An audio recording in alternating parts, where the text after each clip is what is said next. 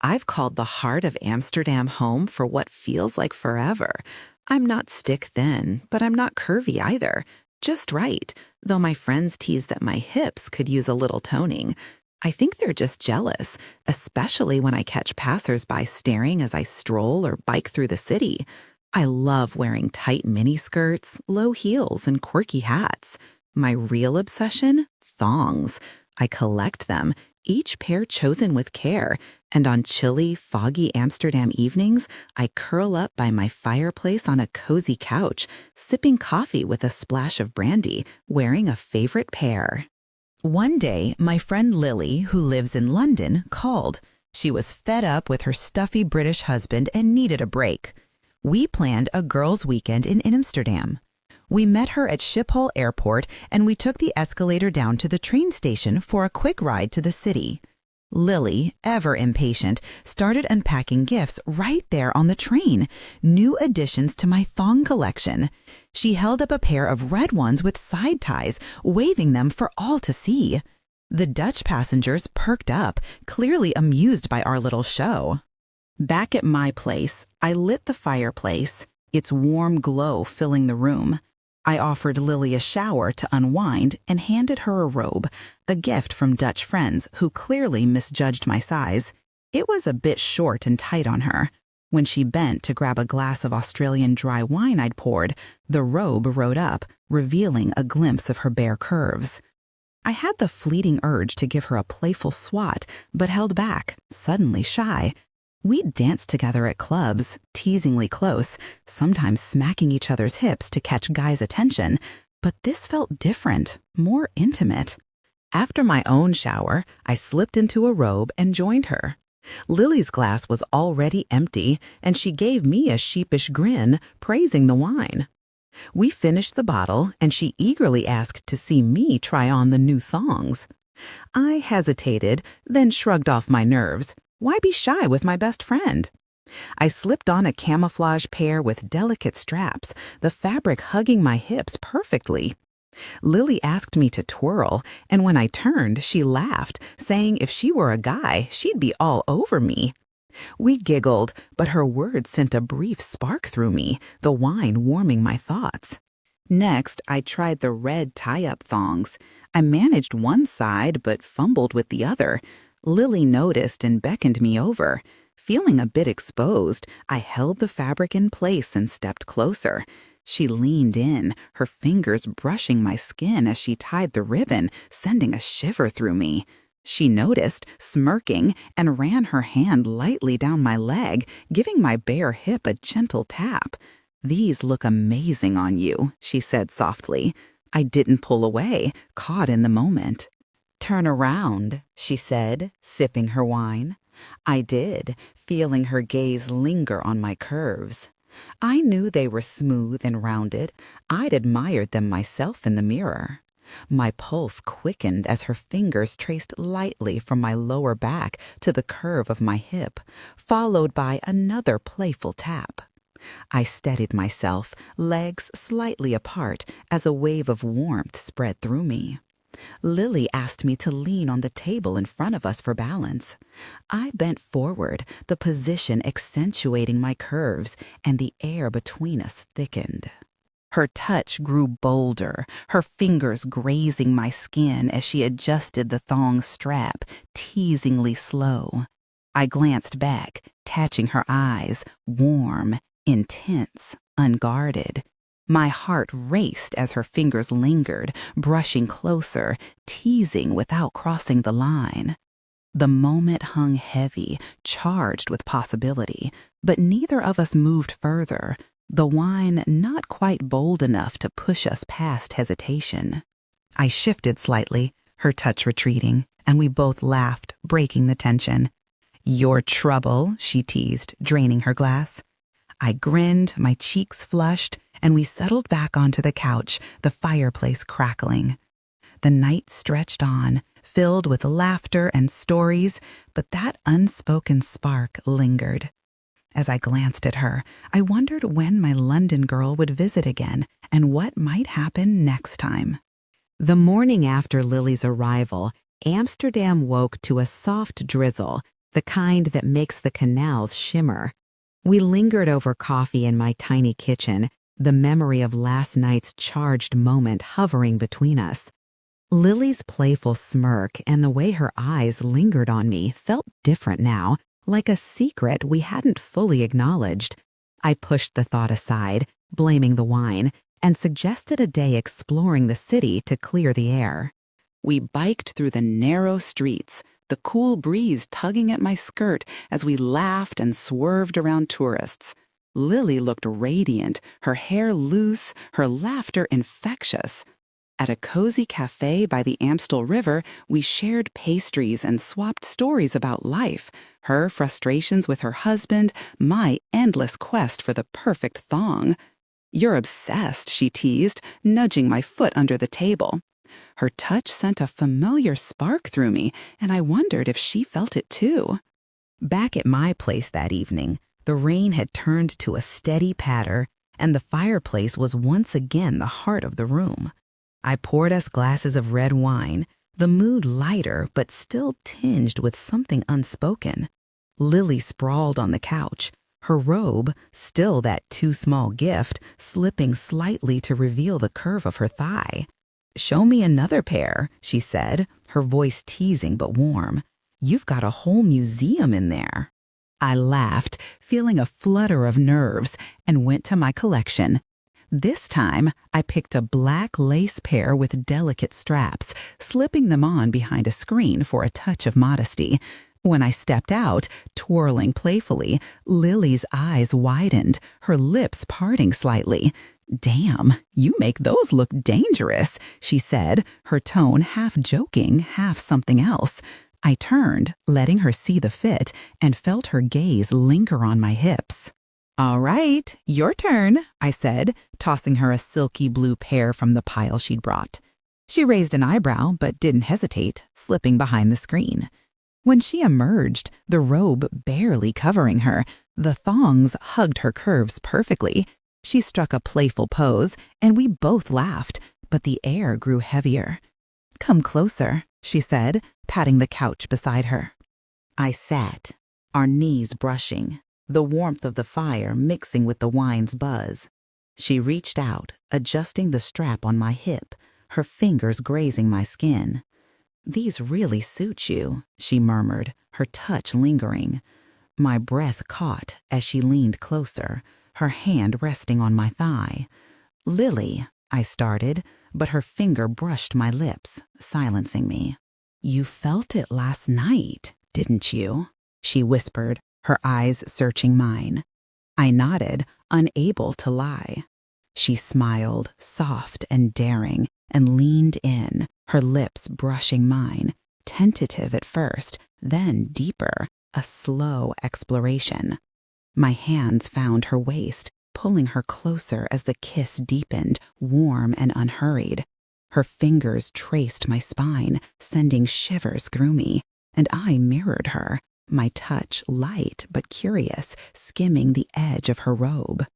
We pulled back, breathless, the firelight dancing in her eyes. "This doesn't have to mean anything," she said, but her voice trembled, betraying her. I nodded, my heart racing, not wanting to define it either. Her hand slid to my hip again, tugging gently at the lace. "But it feels good," she added, her lips curving into a smile.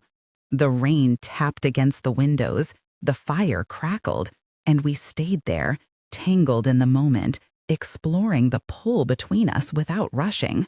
Lily's visit was only for a few more days, but I already knew I'd miss her, and whatever this was, when she returned to her foggy London life. Lily's visit was nearing its end, and the Amsterdam rain had settled into a steady rhythm, wrapping the city in a cozy haze. Our second day had been a whirlwind of biking through markets and sipping coffee in quaint cafes, but the unspoken tension from the previous night lingered in every glance, every accidental brush of our hands. By evening, we were back at my place, the fireplace glowing, the air thick with anticipation. "Let's do something indulgent tonight," Lily suggested, her eyes glinting as she sipped her wine. How about a hot bath? Your tub looks like it could fit us both.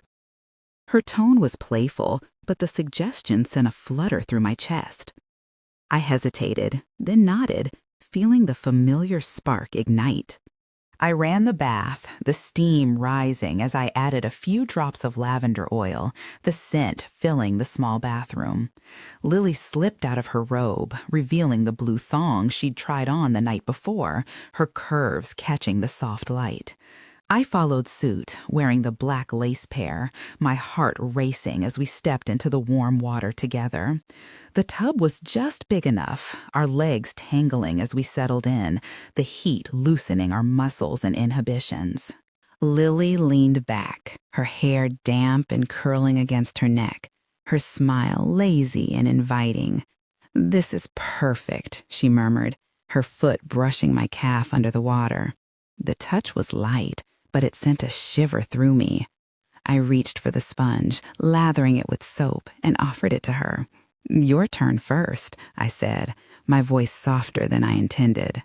She took the sponge, but instead of using it on herself, she leaned forward, running it slowly across my shoulder, the warm suds trailing down my arm. "You first," she teased, her fingers grazing my skin as she set the sponge aside. Her touch was deliberate, tracing the curve of my collarbone, then dipping lower, brushing just above the lace of my thong. My breath hitched, the water amplifying every sensation. I mirrored her, my hands finding her waist under the water, my fingers skimming her hips. The steam curled around us, the world narrowing to the heat of the bath and the softness of her skin. She leaned closer, her lips brushing my ear, her breath warm and teasing. "You're so tense," she whispered, her hands sliding up my back, massaging gently, her thumbs grazing the sides of my breasts. I arched slightly, the water lapping against us as I let out a soft sigh. Emboldened, I ran my hands along her thighs, the slickness of the water making every touch electric. Her eyes met mine, dark with intent, and she guided my hand higher, letting my fingers brush the edge of her thong. The intimacy of it sent a rush through me, and I leaned in, kissing her slowly, our lips warm and wet from the steam. Her hands roamed lower, teasing the straps of my lace, tugging them slightly as she deepened the kiss. The water sloshed gently as we shifted closer, our touches growing bolder but still soft, exploratory. Her fingers traced circles on my inner thigh, sending waves of warmth through me, while I let my hands glide up her back, pulling her closer. We didn't rush, savoring the slow build, the heat of the bath mingling with the heat between us. Her lips found my neck, leaving soft kisses that made me tilt my head back, a quiet moan escaping. We pulled back eventually, breathless, the water cooling around us. Lily's smile was soft, almost shy. "I didn't expect this trip to be this," she said, her voice low. I laughed softly, my cheeks flushed from more than just the heat. "Me neither," I admitted, my heart still racing. We climbed out, wrapping ourselves in towels, the fireplace waiting to warm us again. As we sat by the fire, sipping the last of our wine, I knew her departure tomorrow would leave an ache. London felt too far, and whatever was growing between us was too fragile to name. But for now, the memory of the bath, her touch, and the Amsterdam rain would linger, a promise of something more if she ever returned. Lily left Amsterdam 2 days ago, and the city felt quieter without her laughter echoing through my apartment. The rain had stopped, leaving the canal sparkling under a rare sunny sky, but my thoughts were still tangled in the memory of our time together. The fireplace, the bath, her touch. I tried to distract myself with bike rides and my thong collection, but her absence left a hollow ache. That evening, I was curled up on my couch, the fireplace crackling, when my phone buzzed with a video call from Lily. Her face lit up the screen, her London flat dimly lit behind her. "Miss me yet?" she teased, her smile warm but with that familiar spark. I grinned, my heart lifting. "Maybe a little," I replied, adjusting my robe, the same black lace thong from our bath night peeking out. We chatted about nothing and everything, her dreary London weather, my latest cafe find, until the conversation turned softer, more intimate. "I can't stop thinking about you," she admitted, her voice low, her eyes lingering on me through the screen. She shifted, her loose shirt slipping to reveal a glimpse of a silky red thong, one I'd tried on during her visit. "Wearing those for me?" I asked, my pulse quickening. "Thought you'd like them," she said, her fingers tracing the straps slowly, teasingly. I mirrored her, letting my robe fall open, my hand grazing the lace on my hip. "Show me more," she whispered, and I did, tilting the phone to let her see the way the fabric hugged my curves. Her breath hitched, and she leaned closer to the camera, her fingers slipping under her shirt, brushing her skin. The distance melted away as we teased each other, our touches light but deliberate, the screen a fragile bridge between us. I ran my fingers along my thigh, imagining her hands, her warmth. She mirrored me, her movements slow, her eyes locked on mine. "Wish you were here," I murmured, my voice catching as I traced the edge of my thong. Her soft moan sent a shiver through me, and we lost ourselves in the moment, the tension building, our breaths sinking despite the miles. Then a sharp voice cut through. "Lily, what the hell is this?" Her husband's face appeared on the screen, his expression a mix of shock and fury. Lily froze, her hand jerking away from her shirt as she fumbled to cover herself. "It's not what you think," she stammered, but his voice rose, cutting her off. "Not what I think? You're half naked, flirting with her on a call?" I sat frozen, my robe pulled tight, my heart pounding as their argument escalated. "You're always gone, ignoring me," Lily snapped back, her voice shaking. "This isn't about her, it's about us," he scoffed, his face red. "Don't drag her into your excuses. This is betrayal, Lily." The call cut off abruptly, leaving my screen dark. I stared at the phone, the silence deafening, the fireplace's warmth suddenly stifling. Guilt and worry churned in my chest. Had I pushed her too far? Was this my fault? I texted her, but no reply came. The Amsterdam night stretched on, the canals outside glinting under the moonlight, but the glow of our connection felt dimmed, tainted by the scandal that had erupted.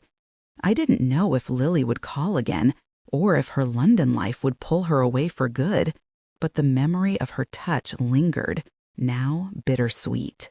The abrupt end to Lily's video call left me reeling, the silence in my Amsterdam apartment deafening.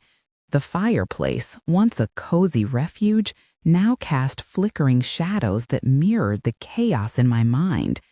I clutched my phone, staring at the blank screen, willing Lily to text back, to say something, anything, to ease the knot of guilt and dread twisting in my chest.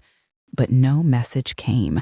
The memory of her husband's furious face, the sting of his words, betrayal, looped in my head, each replay tightening the vice around my heart. I paced the apartment, my bare feet cold against the hardwood, the black lace thong a reminder of the intimacy we'd shared moments before it all unraveled. Had I pushed too far? Was I the reason her marriage was imploding? Lily and I had always danced on the edge, flirty, playful, never serious. But the bath, the video call, felt different, like we'd crossed a line we couldn't uncross. I sank onto the couch, my robe pulled tight, and buried my face in my hands. The weight of her absence, the fear of losing her friendship, pressed down like the foggy Amsterdam night outside. Sleep was impossible. I tossed on the couch, the fire dying to embers, the room growing colder. Every creak of the old building made me check my phone, hoping for a sign from Lily. Was she arguing with her husband? Was she blaming me? The thought of her in tears, or worse, shutting me out, clawed at me.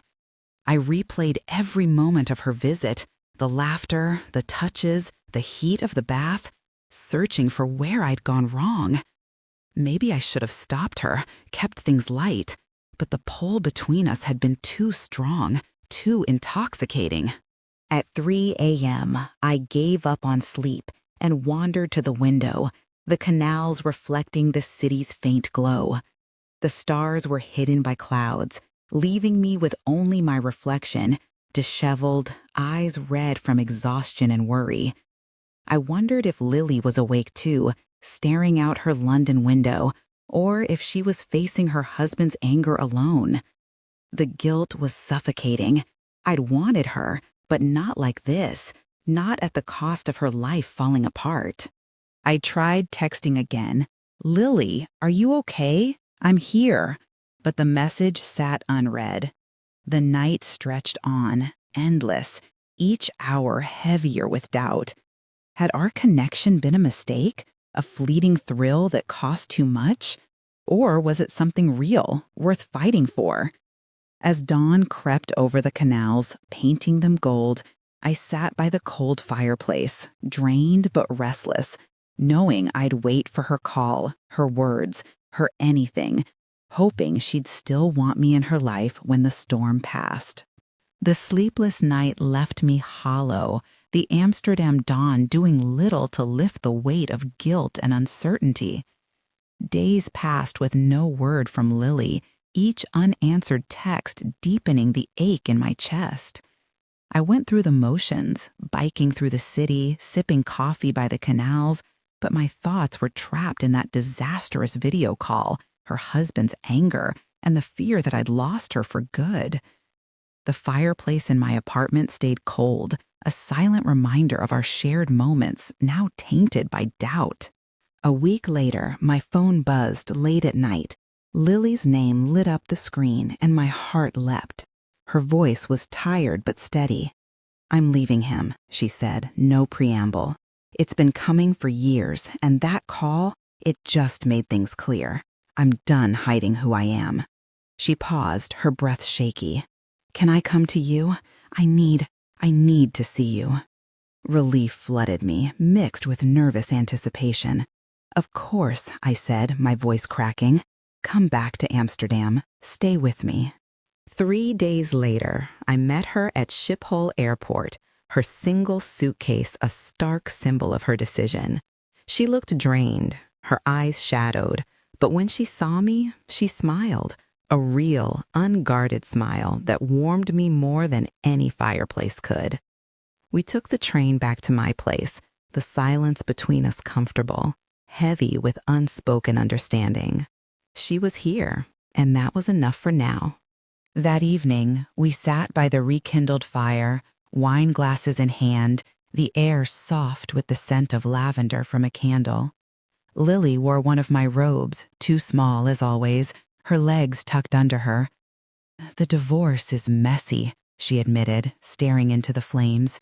"He's furious, but I don't care. I've spent too long pretending." She looked at me, her eyes searching. "I don't want to pretend with you." I reached for her hand, my thumb brushing her knuckles. "You don't have to," I said softly. The tension from our last moments together resurfaced, but this time it felt different, less reckless, more real. She leaned closer, her lips brushing mine, tentative and warm.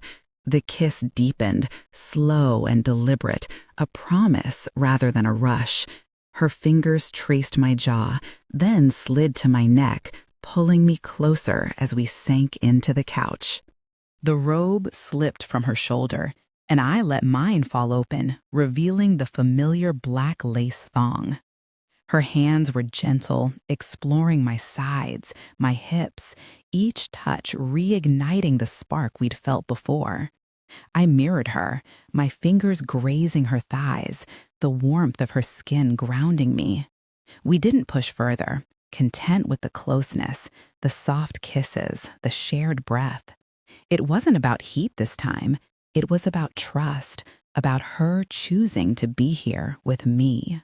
Lily moved in permanently, her suitcase unpacked, her presence filling the apartment with new life.